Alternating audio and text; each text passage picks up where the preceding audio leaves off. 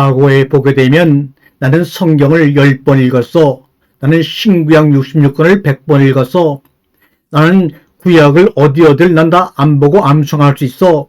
나는 성경을 몇 번 베꼈었어. 나는 히브리 원어를 너무나 잘 알아서 그것으로 내가 해석을 하니 감히 너희들이 그동안에 해석했던 거 잘못된 것을 내가 알았으니 이대로 따라. 사도 바울 이후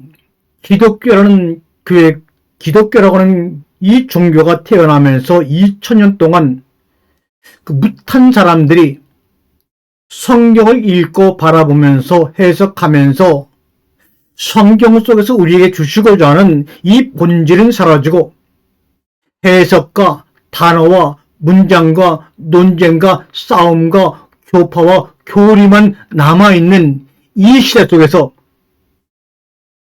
또한 그것들마저도 소멸시키고 자기가 쥐는 인공지능의 시대 속에서 데이터의 범람 속에서 하나의 기계의 부속분처럼 알고리즘의 작은 부속분처럼 살아갈 수밖에는 앞으로 미래 세대 과연 우리 모든 인류들은 어떤 희망의 씨앗을 품고 그 씨앗을 심고 열매를 기다리며 희망을 놓지 않고 살 수 있다는 말입니까?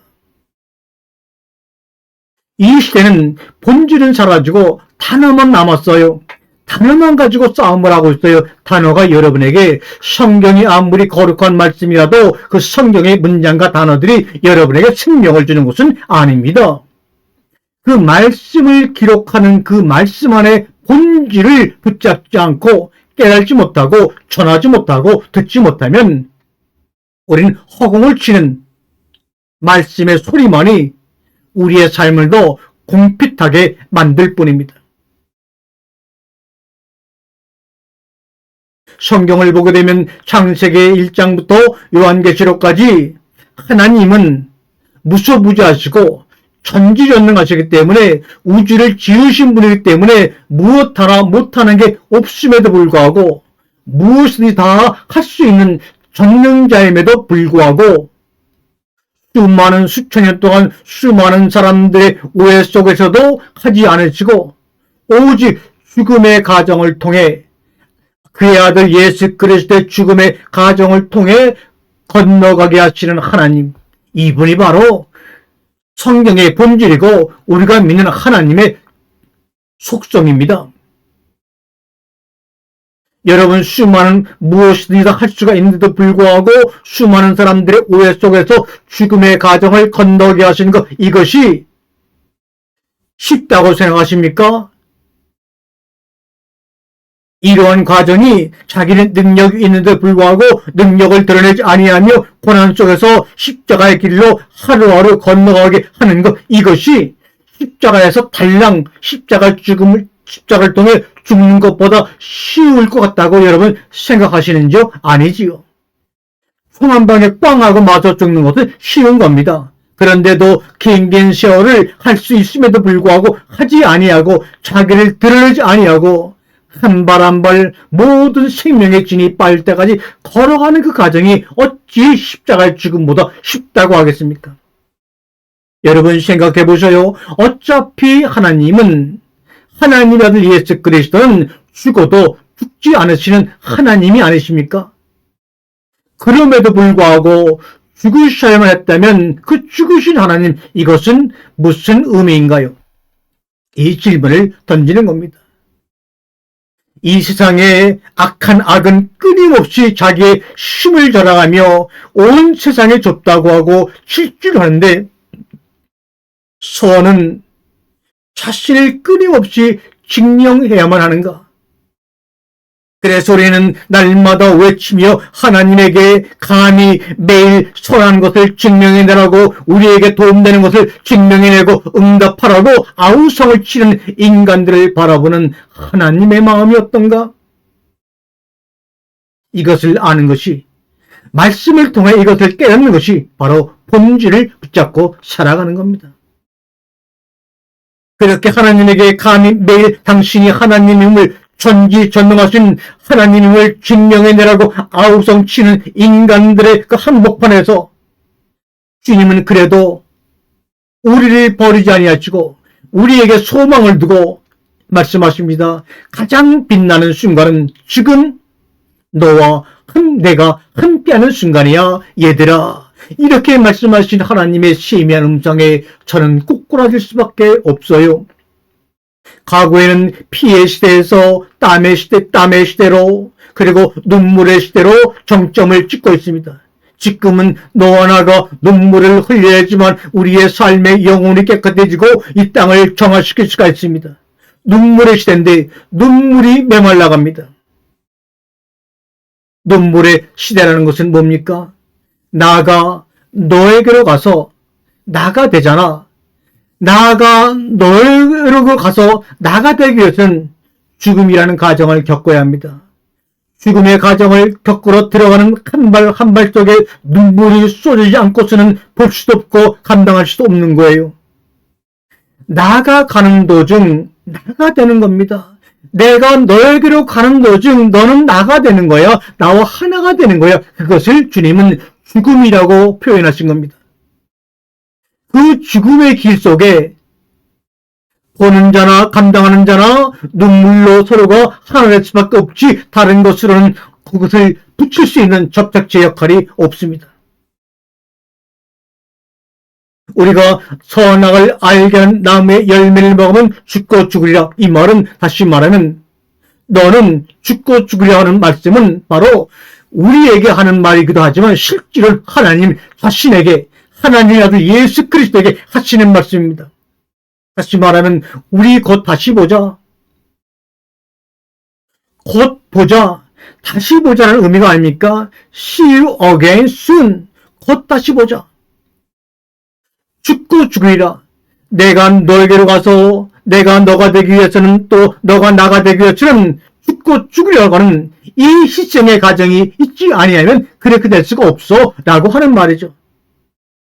너는 아담이요 너는 하와이지만 내가 너에게로 가서 내가 죽음으로 말미암아 나로 다시 보자. 나로 하는 1인칭으로 하나가 된 모습으로 우리 다시 한번 보자. 그 음성을 들었던 그때 그 아담은 어떻게 아담이 변하여 내가 되었을까요? 아담이라고 하는 것은 사람의 이름이 아닙니다. 어떤 사람의 고유명사도 아닙니다. 그저 그냥 보통 명사입니다. 보통 명사인 흙으로 만들어진 아담이 어떻게 내가 되었을까요? 나라고 하는 1인칭이 되었을까요?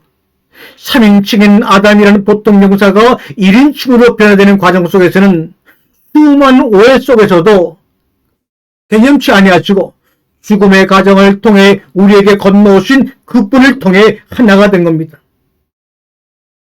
주님이 말합니다. 너에게 문제가 생겼다면 그건 곧 내 문제야. 너에게 성경을 잘못 해석한 해석에 오류가 있다면 그건 바로 내 문제야. 창세기 2장 17절의 선언은 하나님과 내가 하나됨의 의식입니다.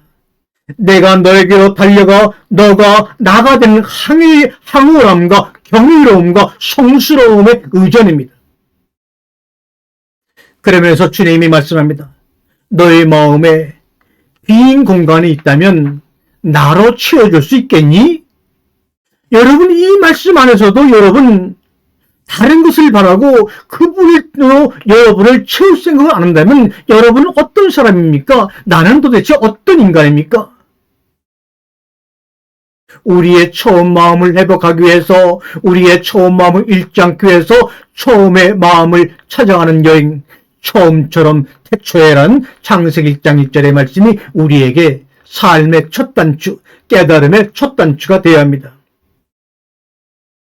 우리는 동물과 달리 식물과 달리 인간이기 때문에 모든 것을 다 버리고 그 버린 빈 공간 속에 오로지 하나님 아버지로만 채울 수 있는 선택의 여지가 우리에게 있는 겁니다.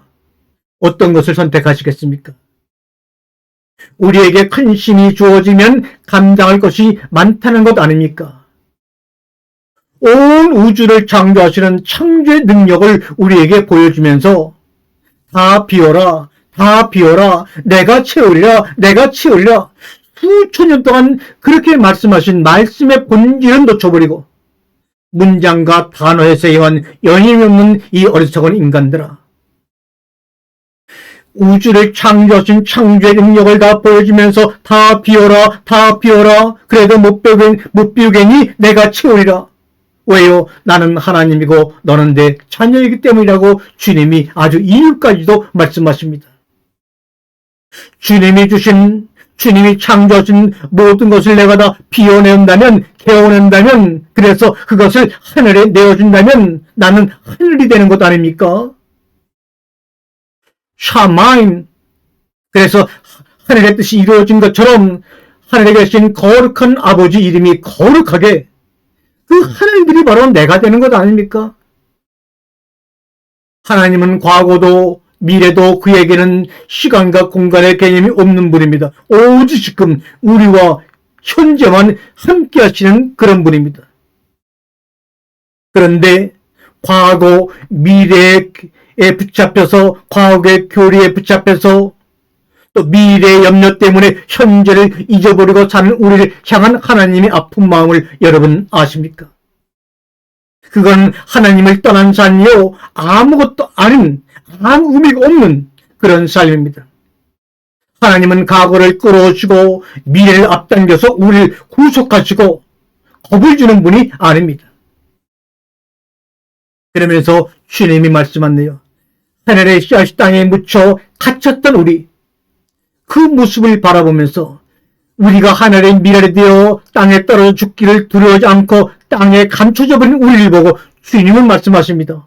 흙 속에 갇혔던 빛나는 영혼 내 너는, 흙 속에 갇혔던 빛나는 영혼 내 나는, 온 세상이 멸하고 다 무너져 내려도 나무 한 그루 서 있으면 있는 거란다, 있는 거란다. 사랑과 마음과 진리의 열차가 변치 않고 그대로 있는 거란다. 창조 6일이 그대로 살아 있는 거란다.